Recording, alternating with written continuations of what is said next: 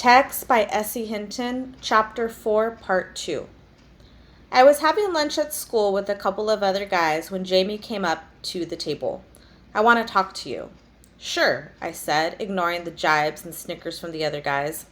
If some cute girl walked up to them and said frog, they'd have jumped straight up and asked, "How high?" on the way. We moved over to another table that was almost empty. "I want to know when you and Johnny are going to stop being so stupid." It was a relief to me that Jamie always said what she thought without hedging around or playing games, but sometimes it took you a little by surprise. "I don't know," I shrugged, trying to look like I didn't care either. "Well, I certainly wouldn't let some dumb little argument come between me and Linda Murphy." "I thought Marcy was your best friend," I said. Jamie's eyes were so dark that it always came as a surprise to realize they were blue. "Oh, that was last month." "See," I said, "if I went around switching best friends all the time, maybe it'd be different. This time it matters. To me anyway," I added, tired of lying about it. "And you think it doesn't matter to Johnny?" "Listen, he's been acting so weird that Mona has started making him take vitamins. Cole let him get the cycle out early because he's just been sitting around with gloom and doom on his face." "Well, if Johnny didn't want to keep this fight going and I didn't, you'd think it would be easy to patch things up, but I couldn't see anything easy about it." "He's going to be out dirt biking at the gravel pits after school today," Jamie was saying. I wondered when she had started wearing a bra. "And if you two don't quit being so, she paused, looking for a strong enough word. "Asinine, I'm not going to speak to either one of you." I grinned at her. "Well, that's a real inspiration." Suddenly she blushed, turned red clear up to her bangs. I felt my face get hot, and I knew I was turning red too. "You know, Tex, you are really cute," Jamie said. But she didn't say it sarcastic, not one bit. Then she got up and hurried off. I sat there, my face flaming like a bonfire. My heart would stop, then go racing on till I thought I'd suffocate.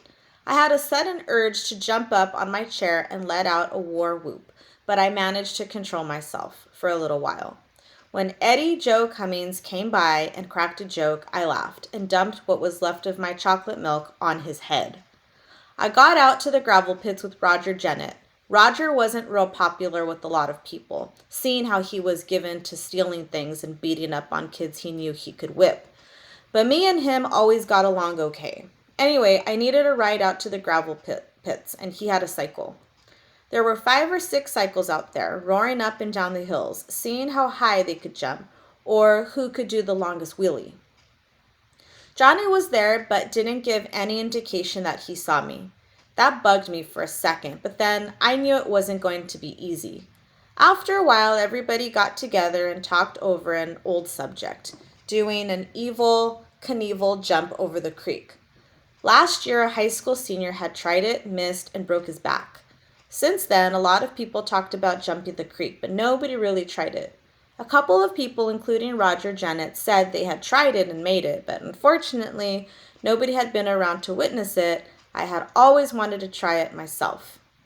But since I didn't have a bike, I didn't want to take a chance on wrecking Johnny's. Johnny was saying something about giving it a go, except he was low on gas. "Hell," said Roger, "that little bitty thing couldn't make it across the creek if it was pumped full." He had a big old Honda, the kind you couldn't ride legal till you were 16.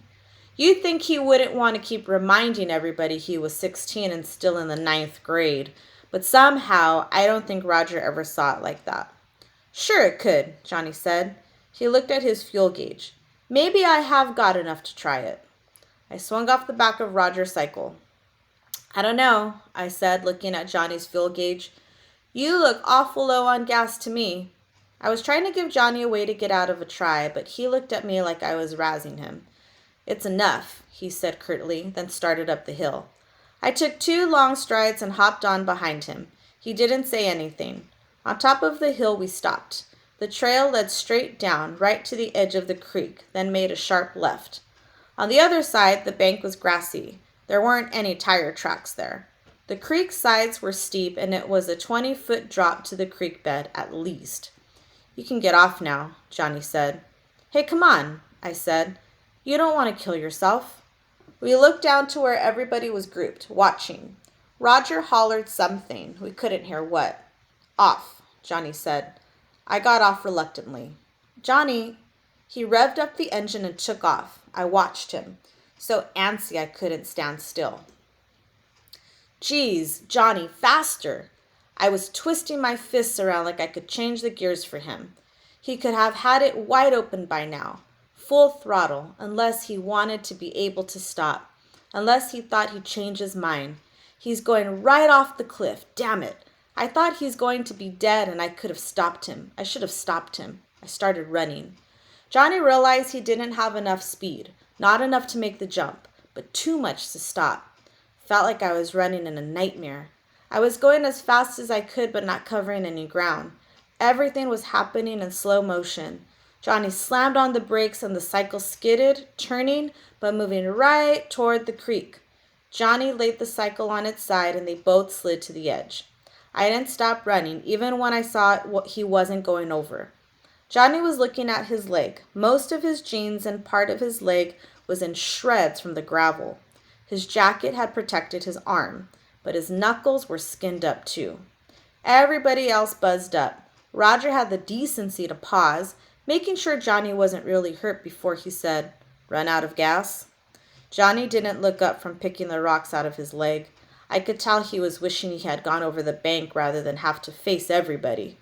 I went over and picked up Johnny's cycle. Shoot, I said, catching my breath. He just hit a bump. Anybody could hit a bump, but seeing how he can't give it another chance, I will. I started up the cycle. I wasn't worried about wrecking it. If that cycle didn't go across that creek bed for everybody to see, Johnny'd never ride it again anyway. I drove back up the hill, turned and paused. Everybody was standing to one side. Even Johnny had limped out of the way. I saw them for a few seconds, then I didn't see anything but the creek. When I used to ride in junior rodeos before money was such a problem, I had the same thing happen to me. You think the crowd is so loud you can't hear yourself think. Then you climb in the chute and everything disappears except you and what you're up against. I wouldn't have cared if there were 5 guys down there or 500 or nobody. I was going across that creek. I started down the hill, changing gears fast. I didn't even hear the roar of the engine. I kept my eyes on where I wanted to land. A motorcycle needs speed to jump, where it's mostly impulsion with a horse. A horse can tell where you're looking and head that way, and care if he makes the jump. A horse is a partner, but on a cycle you're all by yourself. Still, I leaned and steadied that hunk of machinery like I would a horse coming to a scary jump. When I left the bank and the air whistled around me and the rocky creek bed floated out behind me, I thought, good boy, and I wasn't talking to myself. I came down where I'd planned to, but harder than I thought I would. The cycle bounced hard and we parted company, the cycle going in one direction and me in another. I've had a lot of practice at being thrown from horses, so I know how to relax and roll. And I still got the wind knocked out of me. That sure is a sickening feeling, waiting for air and not really sure you'll get it again. Somebody came scrambling up the creek bank. I got a mild shock when I looked in that direction. I hadn't cleared the creek by as much as I thought. In fact, I barely made it. Tex? Johnny crawled over the edge and sat down on his heels beside me. You okay? I nodded, still needing all my air for breathing. Then I tried sitting up. Everything spun around, then settled into place. I waved at everybody watching from the other side. They all cheered and waved back. While I did it, I felt like I'd won a war, single-handed. Me and this little bitty thing. Johnny was getting some color back in his face. He'd been white as a sheet a few minutes before. I thought you didn't have any competitive spirit, he said finally. Just wanted to see if I could do it, I said. It was really great. You look like a stunt rider or something. I guess. He looked away. I shouldn't have let Roger psych me out like that, but he thinks that Honda is so cool. Shoot, I said. I don't see him jumping over here. Sure enough, the others were all driving off in different directions. Johnny, there are people who go places and people who stay, and I think we stayers ought to stick together. He grinned at me. Then he said, Your jacket's ripped. I took it off to look at it. It was an old sheep herder jacket of Mason's, but the only coat I had. Ripped was an understatement. It looked like somebody had rubbed a giant piece of sandpaper across the back. Then I looked at the cycle. It lay like a turtle on its back, the wheels still spinning. Hope the cycle's okay. I started to get up, then caught my breath. My back was really sore. Johnny got up and gave me a hand up. I was tottering around like an old man, holding my hand on my lower back. Are you okay? That's the question. I can get a new cycle, Johnny said. I'm okay. We got the cycle upright and Johnny tried to get it started, but it just spluttered and then died. We took turns pushing it home. Johnny limped a lot and my back ached terrible. We both felt fine.